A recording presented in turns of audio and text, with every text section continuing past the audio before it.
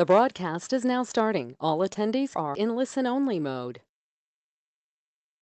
Hello, everyone. This is Tom Mann from Love & Company, and we are about to begin the 6 senior living trends for 2018 and beyond. So we will give it another 2 minutes before we officially start, but I wanted to let those of you who have already joined on that you have arrived at the right place. We will start at 1 o'clock sharp.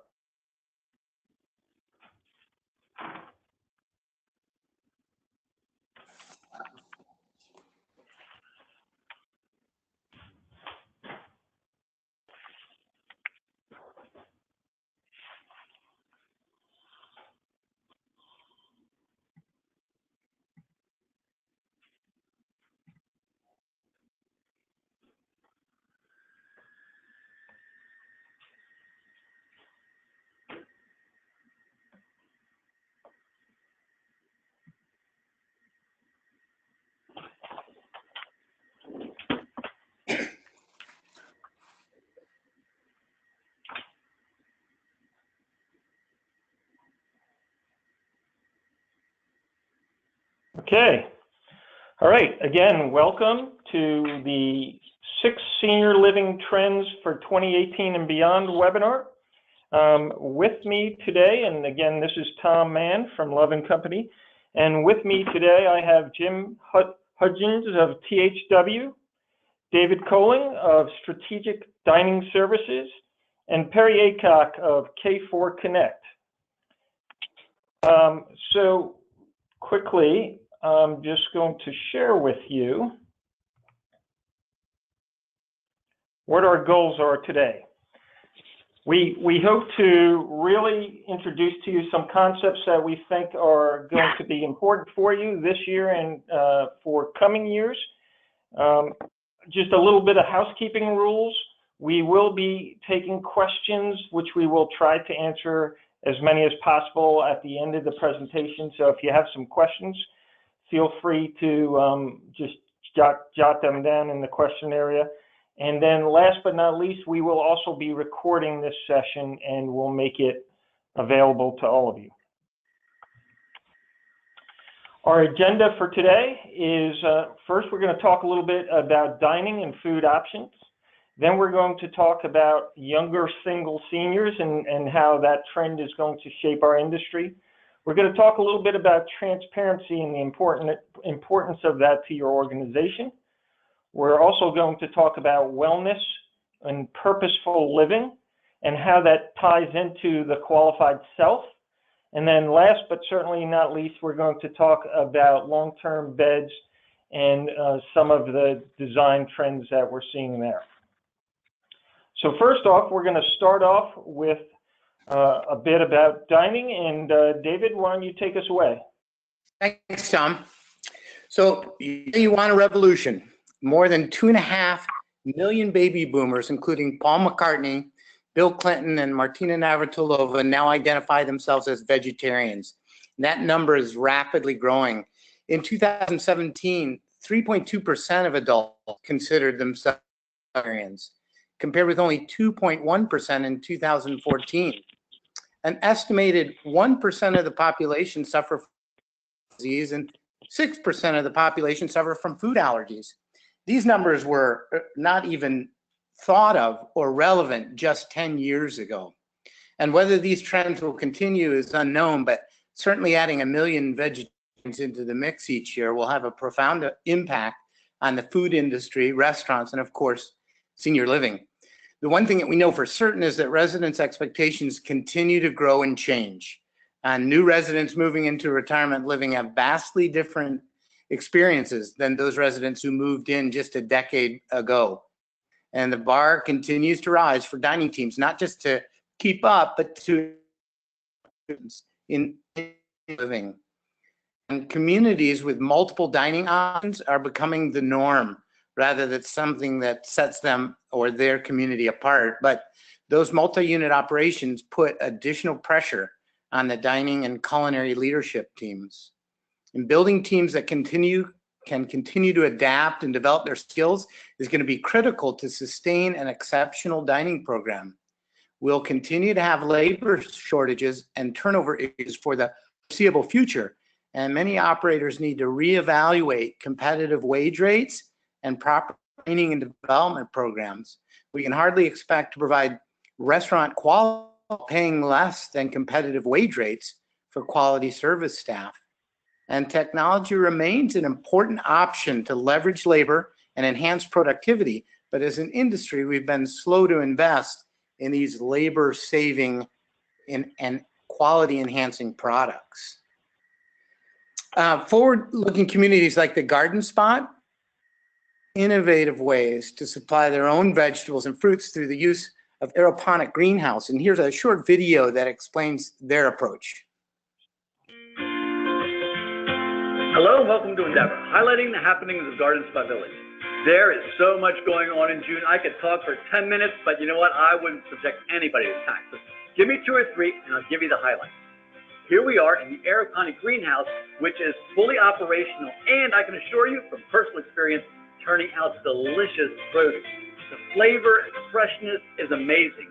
You can buy it in our Refresh gift shop, and we're serving it in all of our restaurants. You know, we were overwhelmed by the response. We were honored to have Deputy Secretary of Agriculture, Hannah Smith-Brubaker, speak at the dedication.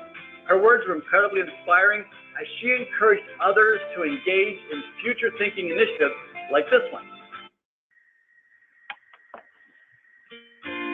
Oops, my bad. Hold on.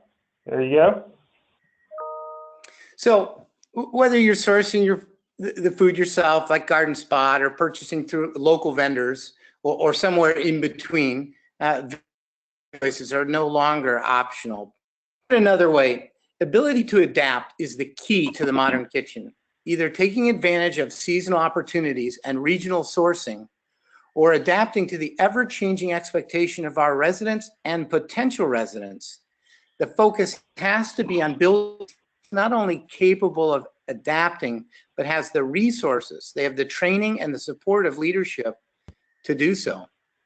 And while vegetarians are far from the majority, the push for more locally grown, fresh seasonal products with a farm-to-table approach to dining is becoming mainstream. And communities that don't offer a varied approach to food options and experiences will quickly be reduced to eating their competitors' leftovers. Educated consumers now are asking where and how their food is sourced and how it's prepared. And while it may not necessarily be the resident themselves, we see a huge input and influx of the influencers like adult children who are asking and responding to those needs very, very strongly. I think the one thing to keep in mind, the varied approach to what you're capable of, this doesn't mean scope. We're not talking about a trend that bigger and bigger and bigger and more choices. That's fairly inefficient and also makes delivery tougher. So as menus broaden, we're talking about really the ability to be agile and changing and adapting with seasons and availability and responding to residents' needs and having the culinary chops to be able to produce those dishes and to continue to be innovative. So the next screen, Tom, really just a quick point on the technology. When we talk about technology planning service, mainly we're focused on point of sale systems, and many operators who may not be charging or looking at revenue side of things think POS is appropriate for that, but it is appropriate in almost every operation for a number of reasons, particularly in a labor-strapped environment where we can keep servers instead of back of the house. This may be 1 FTE change in your operation, which is a significant saving over time, but it's also enhancement in quality when eyes are in the dining room and can respond to residents' needs. It's also a powerful cost control tool in giving us data on menu mix, ordering times, so we can adapt staffing schedules and prep volumes accordingly. So it's not just a capture tool from a revenue standpoint, it provides a lot of other support and powerful resources for operational teams. And the cost of these can to make them very affordable. So ROI is many times we're talking about in months rather than years. Thanks, Tom. Welcome. Jim? So just to build a little bit on what David has been saying, I guess is it really any wonder why we have such high expectations and this fascination with food? We seem to be overwhelmed with food shows that are turning us all into a generation of foodies who won't go to a restaurant without checking the latest reviews on Yelp or Zomato or a dozen other apps that we have on our phone. And I know I'm certainly guilty of that. But we can use this to look for cues as to what we should be paying attention to by examining what's happening in the greater community. A reduction in cafeteria and buffet-style restaurants, obviously, an increase in coffee shops and fast casual restaurants. But most importantly, what we've seen is a huge cultural shift, probably over the last 10 or 15 years, from a service economy to an experience economy. And for those of you who remember the book called An Experience Economy that came out about 10 or 12 years ago, it just talks about where people are willing to perhaps pay a little more or go out of their way for a unique, memorable experience. And the dining is certainly one of those opportunities.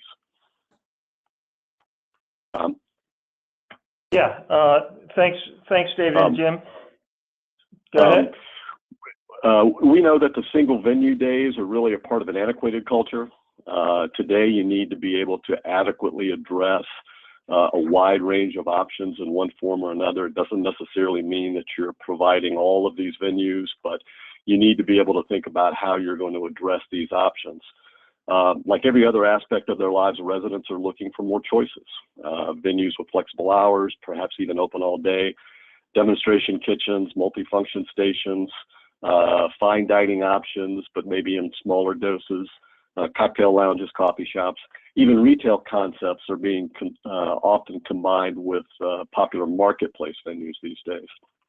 And the most successful communities are finding a way to address all of these service points. Again, not necessarily as separate venues, because we see a lot of venues like this sharing spaces like coffee and cocktail lounges. Next slide. And sometimes it's not just about the food, but how you use the food to help promote your brand. So you can start promoting your brand by removing some of the stereotypes associated with retirement community dining and participating in community events.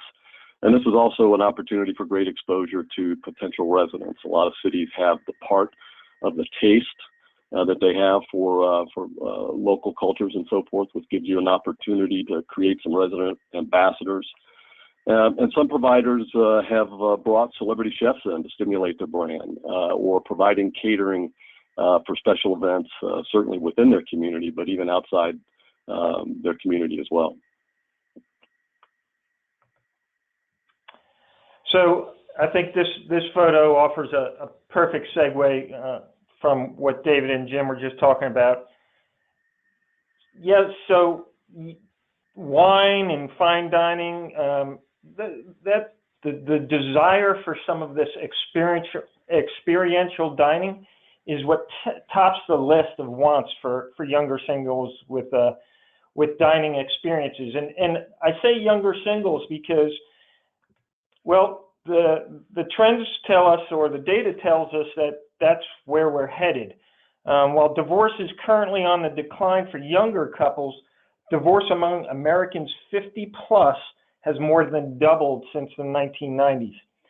By the way, they call this the gray divorce trend, and it will shape how senior living communities think about floor plan sizes, service options, and social opportunities on site. So, back to that picture of the ladies sharing a nice glass of wine. It's a nice, relaxed social setting.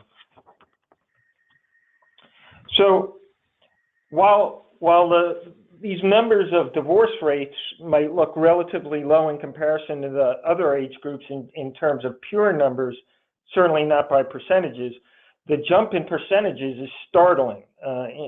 In addition, the boomers divorced at a higher rate than previous generations, and many of them never remarried.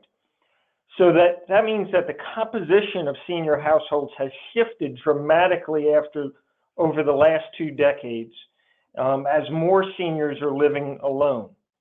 So while 29.5% of senior households aged 65 and older were living alone in 2000, that has increased to 43.2% in 2016. That's a significant jump.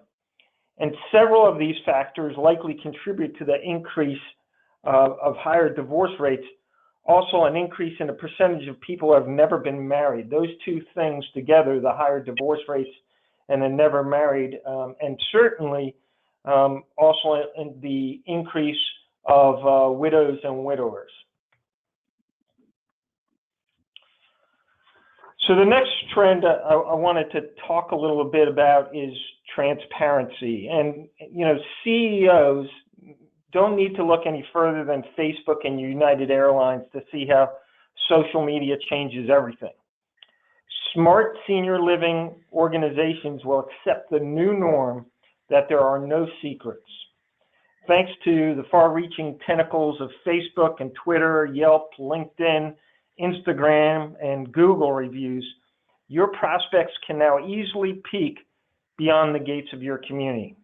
They can see the residents, the staff, your organizational processes, the pricing and values.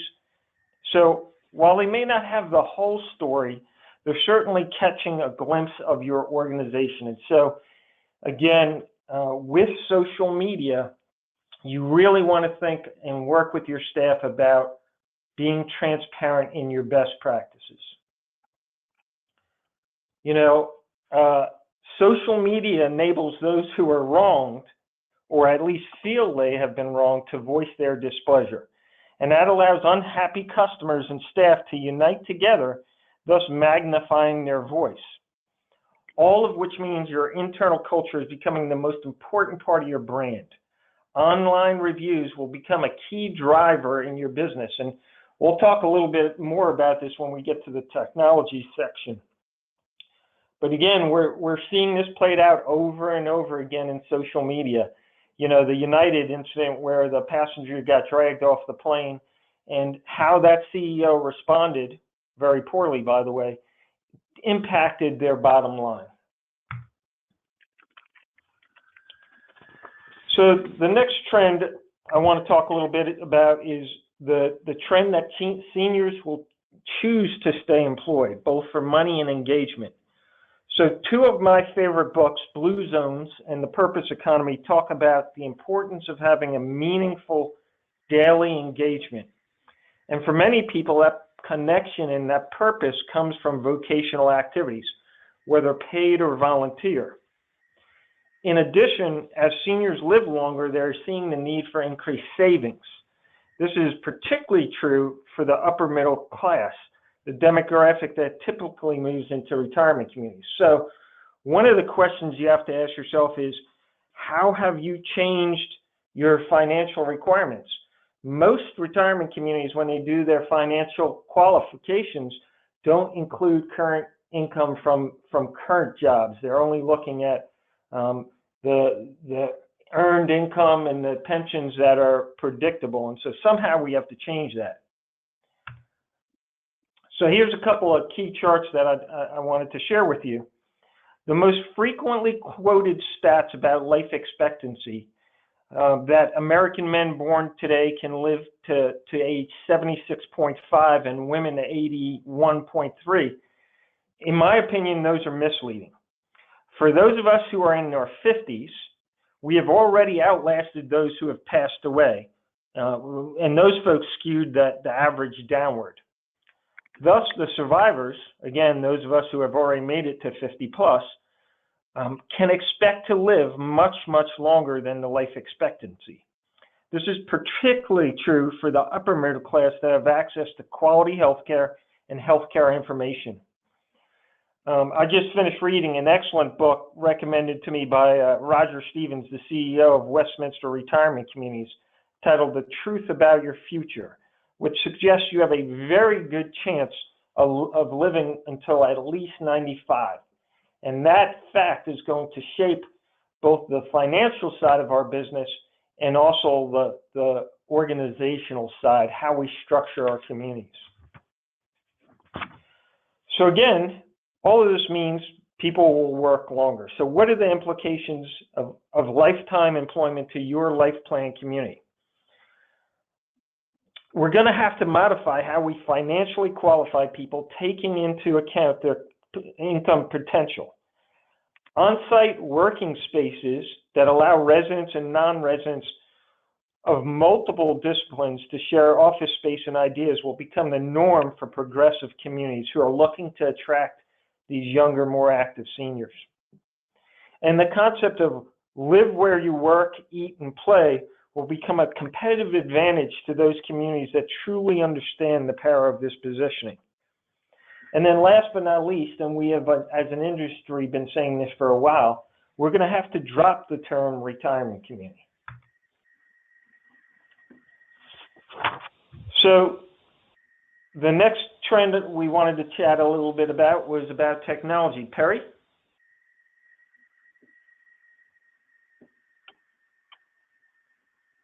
Perry, you there?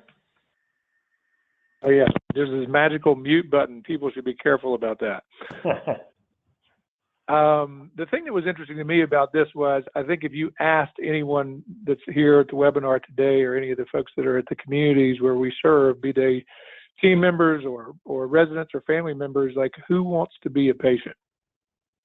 And I don't think you're finding many people that have ever said that, and few are going forward. Similar to if we ask if folks want to be a resident in assisted living or nursing or memory care.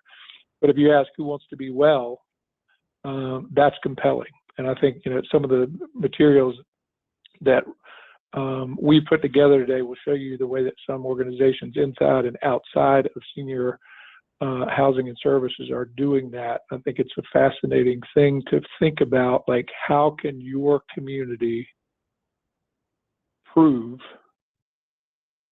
back to Rob's point about transparency, how can we prove that we are producing a more well individual at age 70, 80, 95, perhaps up to those highest things that Tom was saying that Roger's book referenced. I think that it's difficult for many of us to prove the things that we need to have the accountable care organizations pay attention to our healthcare services. And this is an even more esoteric proof that I think we have to work to find data to be able to tell our customers, probably as importantly or more so than our partners, how we are going to justify them moving to our communities. Because I think as technology picks up in the homes, and as technology makes it even easier for those 70, 80, and 90-year-olds to stay where a lot of them say they want to stay, even though it has socialization issues that we're all familiar with. The data that proves that they will stay out of the care that we have been known for since we started this will probably be the compelling reason that people choose to move to our communities. And that's fast change. So that's a good chance to switch, Tom, to the next slide.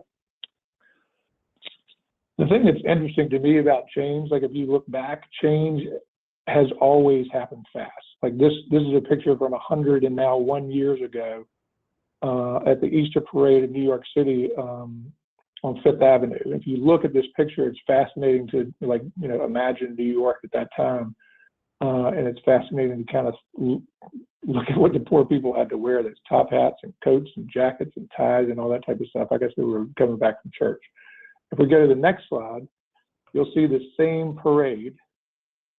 You'll see the same street, Fifth Avenue, same city, New York, and it's only 4 years later. And if you look at this and you look at the one before, what do you see that has changed?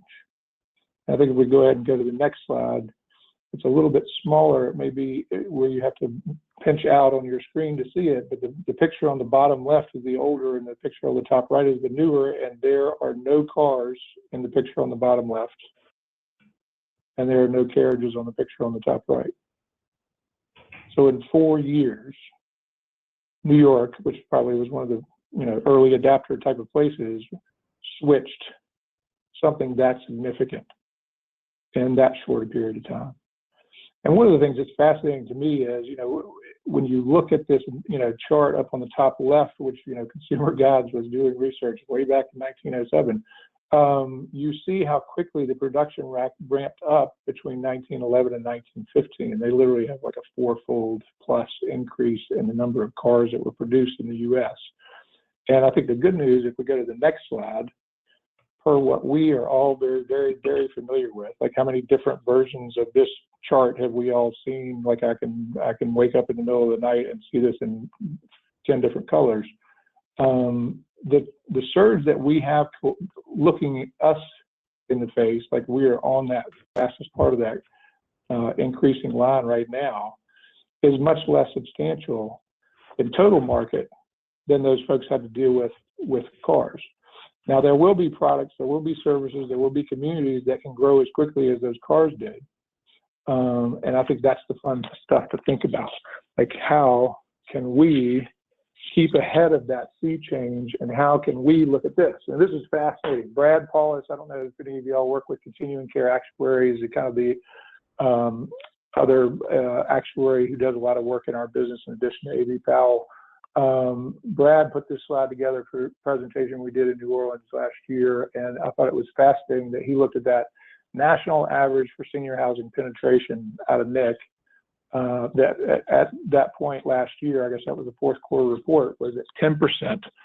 And so in 2017, in the next 10 years, senior housing supply was going to need to increase by 47% just to maintain a 10% penetration rate in the nation. And he shows this nice chart over here on the left. The thing that was interesting is if you take that, and I didn't give Ziegler the credit I should have on this one, they have those wonderful reports where they tell us every year there's, roughly 600,000 residences and there's 1,961 communities. I think that number actually went down through consolidation by about 5 or 10 since last year. But if you look at those top numbers and you increase them by 47%, we would add roughly 282,000 residences. And I'm sure Jim could probably speak to this number a lot more eloquently or specifically than I can, but at roughly $250 a square foot, which any of you who've just built something and had land in hand will probably find that number familiar. If we did all of that, that's about $85 billion worth of construction that we need to get done in the next 9 years. So I think we ought to hit Bill and Melinda Gates up for that, because that's about how much money they had last time I checked.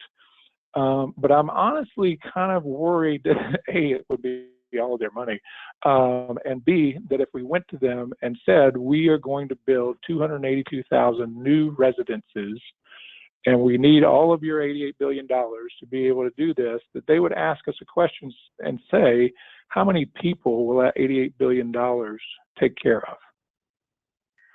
My extrapolation is 282,000 residences would be about 366,000 people because of the couple ratios that we see normally moving into our communities, which would average out to about $250,000 per person.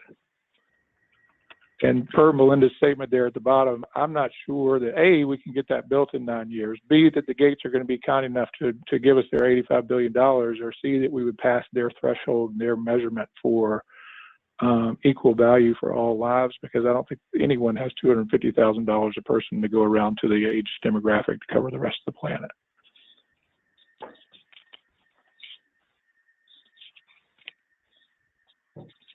To me, technology's got to be part of that solution.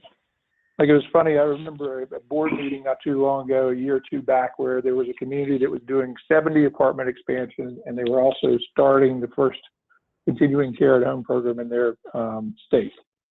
And one board member was on both of the boards that met that day, and I was there as well. And he came up to me after those two meetings and asked, he said, Perry, why would we continue to build communities like these 70 residences are going to cost us $25 million? And the program that you're talking about, the at-home program, probably is going to serve as many or more people, and it's going to cost us less than $1 million. Why does anybody build communities anymore?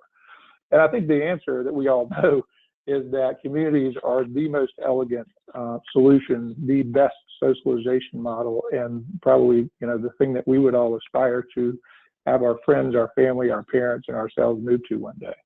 But there are a lot of people who can't afford that, and there are a lot of people who can afford it who don't want it. And to me, I loved Rob's presentations. I'm sure some of y'all saw it from his visit to the Consumer Electronics Show, where he came back and not only pointed out some of the cool things that you see when you go to that type of place, but he also pointed out some recent research that Love and Company had done with, 83% of the folks have a smartphone, half or more actually Apple products, that they are looking for a platform, a portal, an app, or whatever it may be, so that they can communicate with their friends. And Lord knows these, speaker wars that have started between all the big technology players are out there, and they are becoming much more than a humorous way to play music and get the weather. They're becoming a tool that people can use to stay in their homes safely longer.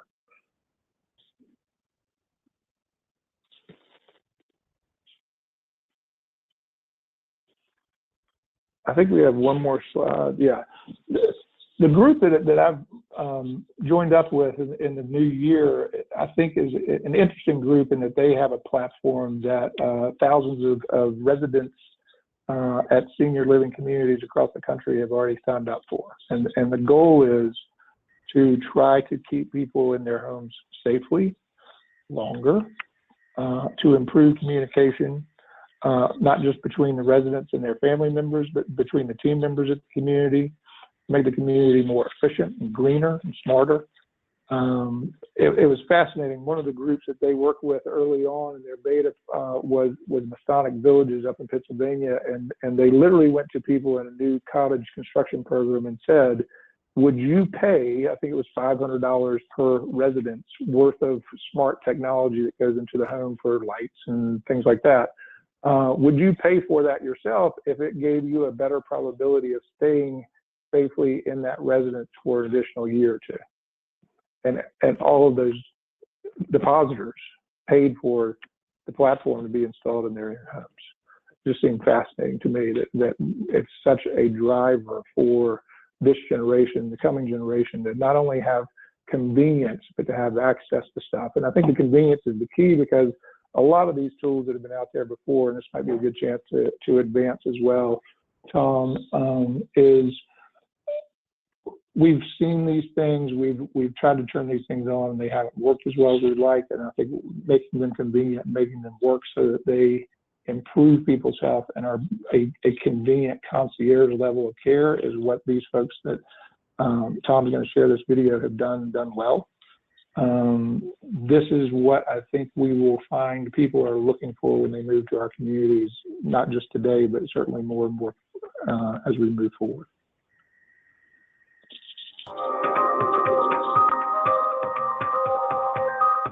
Proactive management of one's health is just absolutely critical. I mean, you just can't go without it.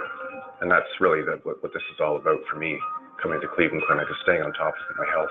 All is attention to detail. You get a report which is very comprehensive. You can learn a lot about yourself and improve yourself, a location, and then is the speed of everything happening, so you don't feel you waste time. To date, if you look at the normal medical model, it's very disease-focused. It's very doctor-patient driven, whereby patients can participate, but not to the point that there's any kind of behavioral change in their participation. Where in Cleveland Clinic Canada, what we want to do is we want to see the patient before disease. We want to look at how can we see that patient in another way to prevent, hopefully, disease from coming. And in that, the patient becomes the focus of the wheel. That's patient-centered. And with that in mind, you try to organize the patient up so that they themselves take ownership of lifestyle modification. It's a total investment, not only in what's going on with them now, but really what's going to happen to their health in the future. The day consists of a 5-hour on-site day. The nurse will take your vital signs, do tonometry, which is a test for glaucoma, spirometry, which is a test for lungs, and also do a hearing test. You'll meet with a phlebotomist who takes blood from you, and we do a screening panel looking at your hemoglobin, make sure your liver is okay, make sure your kidneys, you're not diabetic, a whole bunch of tests. The other providers include a dietitian, exercise physiologist, psychologist, and you'll also have a stress test. You'll have radiology if that is necessary for your day, bone mineral densities, mammograms, or ultrasounds.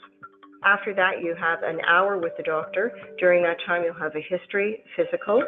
They leave here with a prescription, which is much different than giving a medication. They leave here with a prescription that they can take throughout the year and hopefully throughout their whole life to change life behaviors. Our goal here is to teach them not only for themselves, but hopefully they'll be able to take the knowledge that they have here and impart it not only to their own businesses, but also to their family life. I feel better than I did 5 years ago before I came here. I feel much more in control of my lifestyle, my diet, my everything. And it helps me to cope with the frantic lifestyle. When you go in Cleveland Clinic, you don't feel like it's a business. A lot of smiles, positive thinking, positive energy. You feel like a family, which is very important when it has to do with your health. I no longer worry about my health. I care about my health, but I don't worry about it. I know I got Cleveland Clinic on my side, and I've never felt that in my life before, that I got somebody that is highly professional, thinking and caring about my health.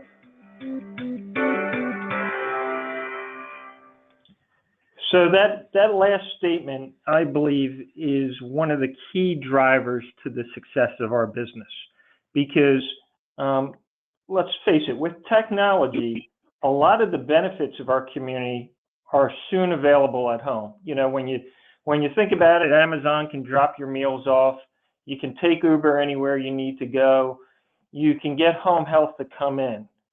So what are we going to really be selling in the upcoming years? Well, I believe it's that wellness coach and active participant. The beauty of being in a community is that not only can we prescribe your wellness plan, but we can help you comply with that wellness plan. You know, the executive wellness program I go to Canyon Ranch for Mayo Clinic.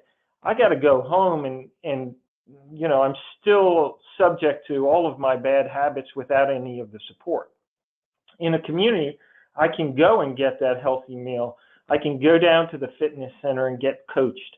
I can then also look at the spiritual and the rest of the physical and the social components that contribute to wellness. So I think it's going to be a key success driver coming in the near future, because if we don't offer that, boomers are going to elect to stay home. Oops, let me, this is back to that one slide that Perry had mentioned. Love & Company, we did a survey for Michigan State University, and this was an expansion. They're looking at actually a blue sky community, building a community as part of the campus. And you can see that 59% of the folks, and by the way, all the folks surveyed were 75 years or older, 59% of them said they'd love smart speaker technology. And I think one of the things that companies like K4 Connect and the others in the industry offer is the ability to connect the resident to the community functions just with a smart speaker. So, you know, Alexa, I want to go to the painting class with Judy at noon. Please send a driver.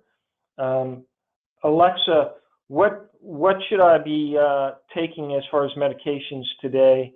Or Alexa, you know, my light bulb just went out and I need somebody to replace it. That smart speaker technology, by the way, the adaptation rate of smart speaker technology is the fastest adaptation rate in the history of mankind. In 2016, we were at less than 6 million users, and at the end of this year, that will be at 16 million. So the adaptation rate is just through the roof. So the next trend we're going to talk a little bit is the reduction of long-term available care beds. Jim, you want to talk a little bit about this? Yeah, sure. You can go ahead and change to the next slide. So the last trend we wanted to talk about is this continued decline in available long-term beds. And as most of you know and have experienced, the skilled nursing industry has been experiencing many changes in the last decade. And if you keep up with the industry news, you've seen a lot of recent publications with graphs like this from sources like NIC or Ziegler or McKnight's that continue to report a somewhat meaningful decline in skilled beds due to a number of factors, not the least of which is healthcare reform and the continually changing reimbursement programs. And as in-home and on-site therapy treatments continue to improve, some communities will continue to service residents as long as possible in their apartments and cottages, and we see hospitals sometimes discharging patients directly to home. We're also seeing longer stays in assisted living as more and more acute services are being provided in that setting. So for both senior living communities and hospitals, we are seeing this decreasing number of skilled nursing beds. And the question is that both of them are asking is, how do we shift our positioning and what do we do with skilled beds that have been so costly to operate? And for that reason, many are rethinking their mix and focusing more on short-term stays. Next slide, Tom. So rehab and therapy services continue to gain momentum in both life plan community settings as well as the standalone for-profit providers. And with the cost of care projected to be in the billions of dollars, we certainly see this continuing to be a growing concern. We're also seeing this obviously as being one of the fastest growing careers, with a growing number of third-party organizations already in our campuses providing these services. And we often see these services combined with broader wellness initiatives that are on many campuses. So obviously there's no shortage of boomers with aging knees and hips that will need to be replaced, and many of them are relying on short-term rehab services during this recuperative process. So how are providers responding? There's been a significant amount of development occurring in post-acute transitional care space, both in life plan communities and, as I mentioned earlier, in some of the standalone for-profit spaces. And because this is one area where reimbursement is still attractive, this is enabling communities to help increase their bottom line with a different revenue source. These facilities are usually much more than the typical small rehab gym that many of you have seen, and these are usually high-intensity rehabilitation services with sophisticated high-performance equipment. And of course, most of these providers are developing relationships with hospitals to handle early discharges, which is hopefully reducing the readmissions and improving the hospital's bottom line. Next slide. So this is just one example of an existing community rehab space within an older community with skilled nursing building housing about 260 long-term beds, which in this case, they converted almost half of those into short-term rehab. Images on the left are what the space looked like before the renovation, not unlike similar older facilities that you may have seen. The plan on the right is the renovated space that illustrates the space allocation for various therapy areas, including a new lobby and a small cafe.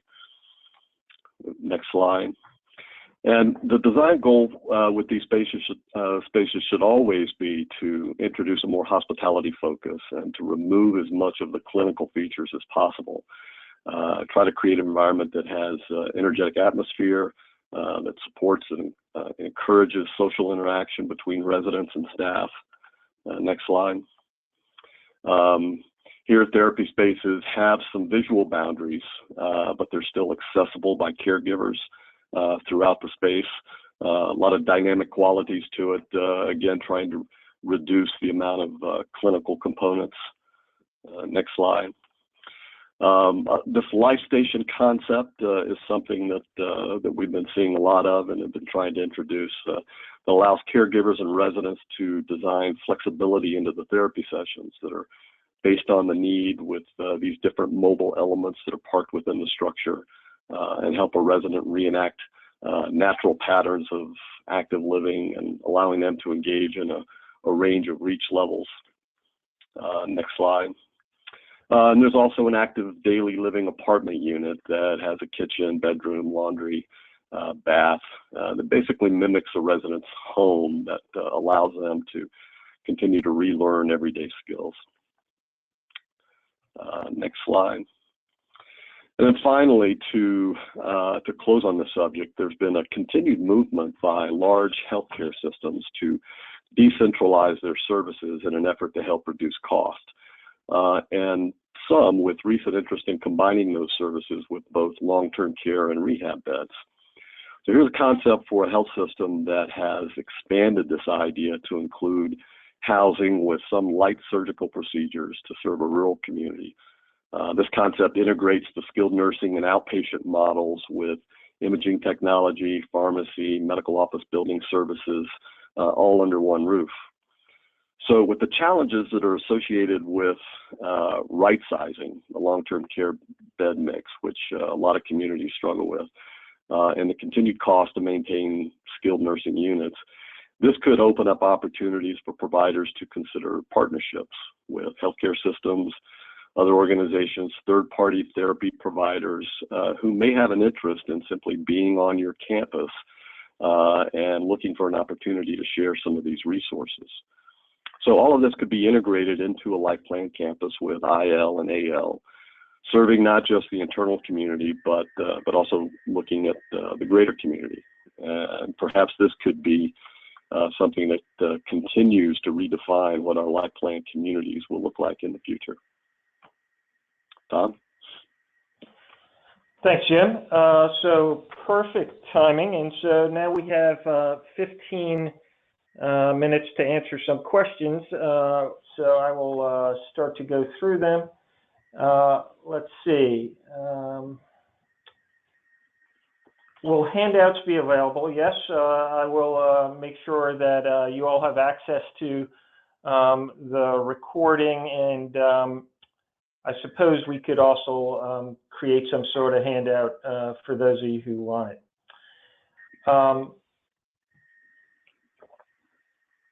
Next up, building additional dining options, such as a grab-and-go coffee bistro. You don't want the space to go dark and unused due to lack of attention and detail in innovation. How do you make this an affordable option? So, Jim, I guess I'll let you and David handle that one. Talk a little bit about grab-and-go bistro and the role. Well, let me start with just some of the things that we're seeing, and then I'll let David add on to that. As I mentioned earlier, there's a range of dining venues that we're seeing continued interest in, and not every campus has the ability to afford to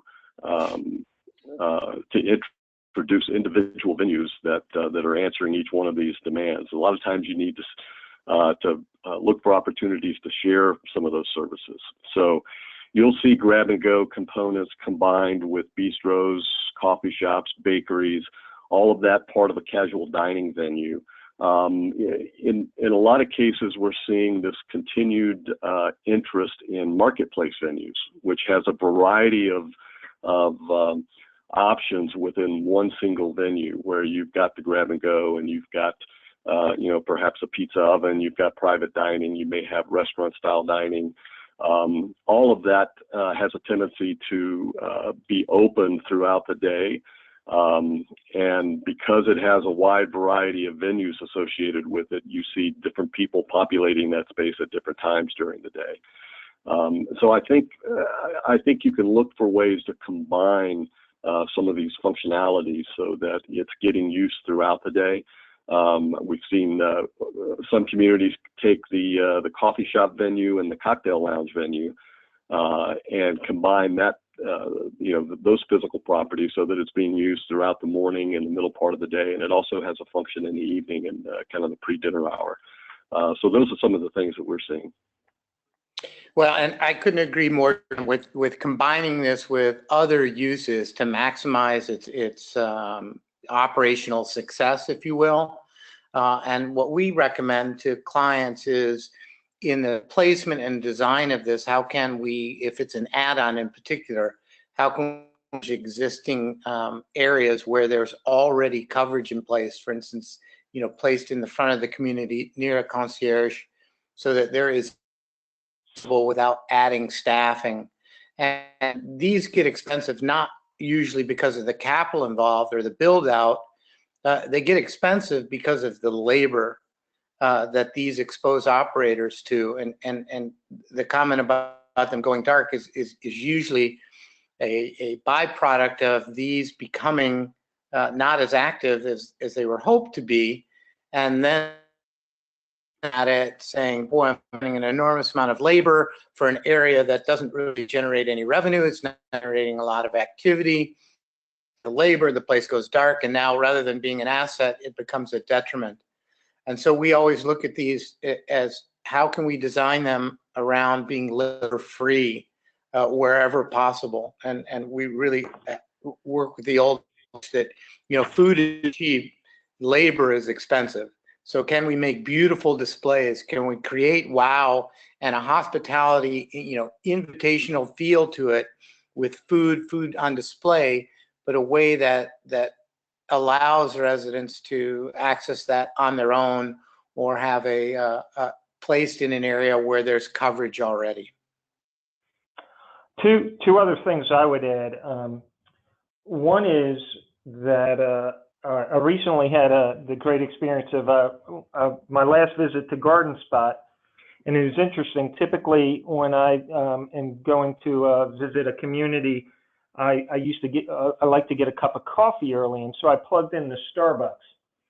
And interestingly, the closest Starbucks was actually the one that was on their campus, and so they've used that Starbucks as a way to really integrate themselves into the local community and also just have that real intergenerational feel within the community. I thought it was very, very well done. So it's definitely something worth considering.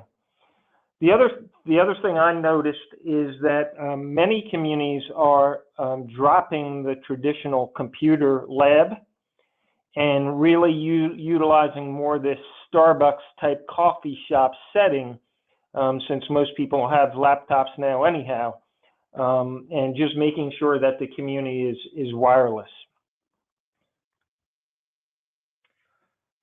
Next question. When considering master planning, how do we make sure that these trends are taken into consideration? I'll start that one off by just giving a recent example. One of the things we believe, again, thanks to technology, is that we're not that far away from driverless communities or driverless cars. And so thus the need for the sea of parking lots we now see on retirement communities could be greatly decreased. And so this community was planning master planning, and one of the things they took into consideration was the parking garage underneath the one tower, residential tower. They wanted to make sure that should those parking spaces ever go away, that they could then go back and build additional residential units within that space is just one example. Jim, Perry, David, any other thoughts on master planning and taking into consideration the trends?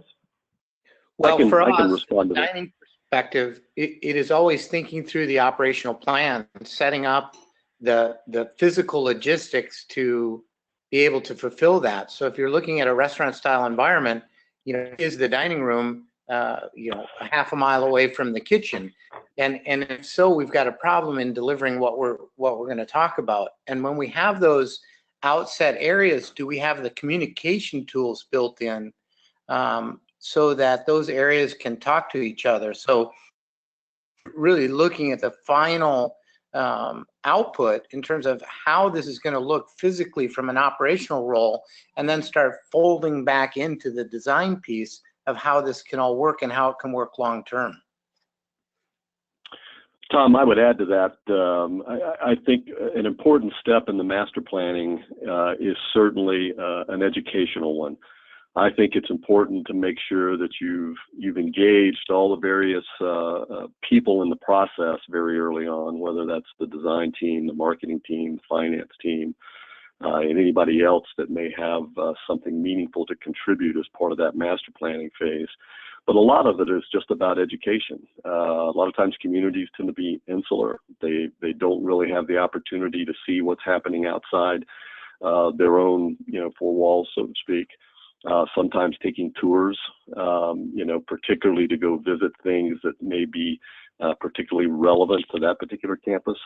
But I think educational opportunities are extremely important, particularly with boards that may be engaged in that decision-making process. I mean, they tend to be often removed from what's happening in the industry sometimes. And so I think having educational opportunities to talk about health and wellness, to talk about new products, dining and food service opportunities, all of those things that seem to be rapidly changing in this industry are things that you need to keep your finger on the pulse of.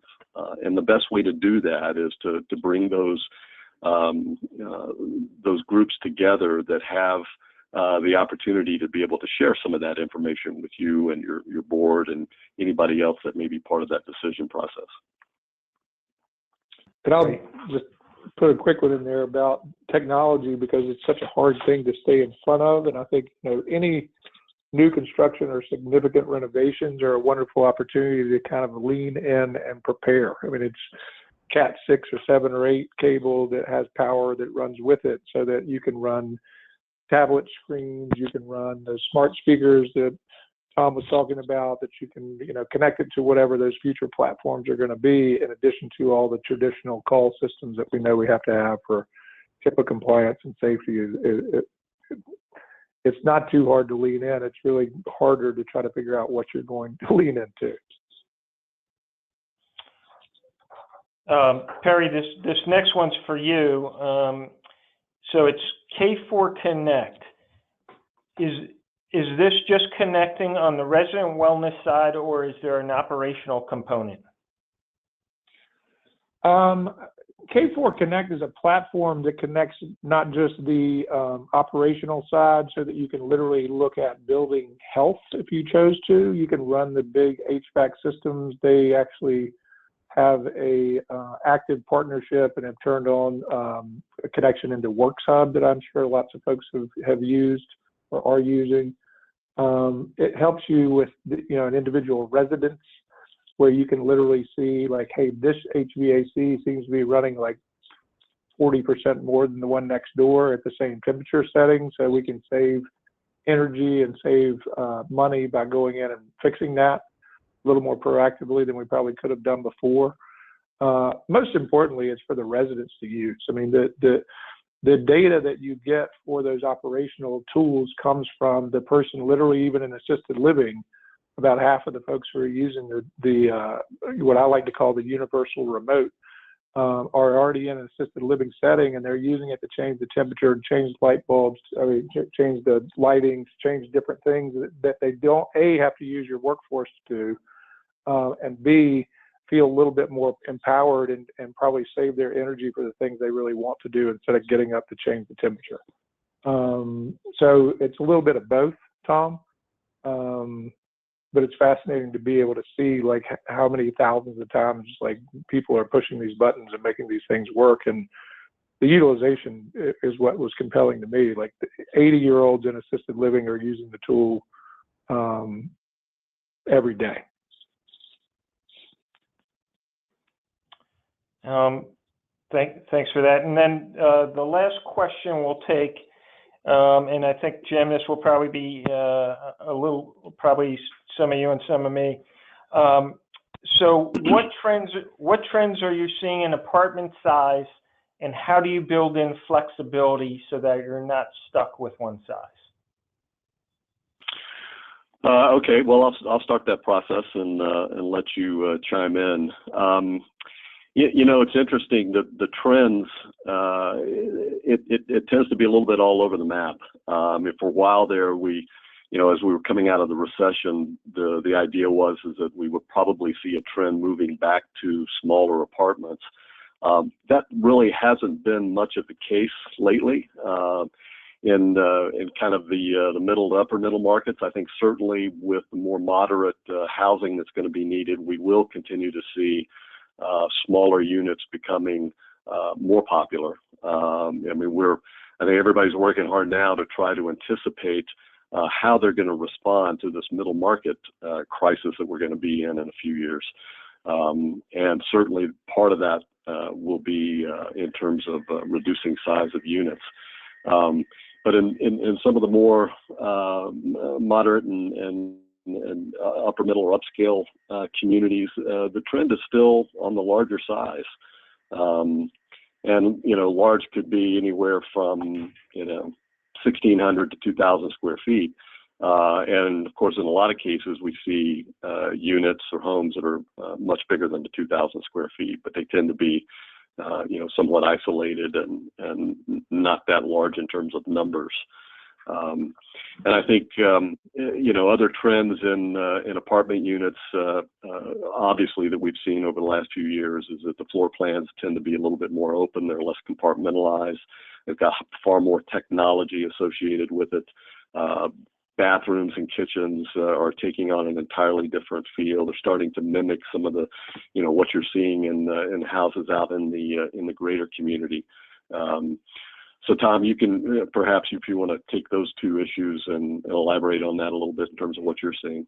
Yeah, just the one thing I would add, I would first certainly echo what you're seeing, which is that we're seeing really a market preference, at least in life plan communities, contract communities. We're seeing a preference towards the 1-bedroom den and up. So, more 2-bedroom market than one. The other thing I'd add to that is certainly the larger the apartment, the younger the resident that is attracted to it tends to be, and they also tend to be couples. And so from an actuarial perspective, you're seeing, a decrease in age by probably about 2.5 years, which in the marketing world, as you know, results in less turnover because the couples are younger, and they also are couples. And so there's just less turnover, and less turnover equates to less marketing expense. Well, thank you everyone very much for participating in today's webinar. And as I stated earlier, we will be sending you a link to the recording so that you have that. And hopefully you found this informative. Thanks again. Bye. Thanks, Tom. Thanks, Tom.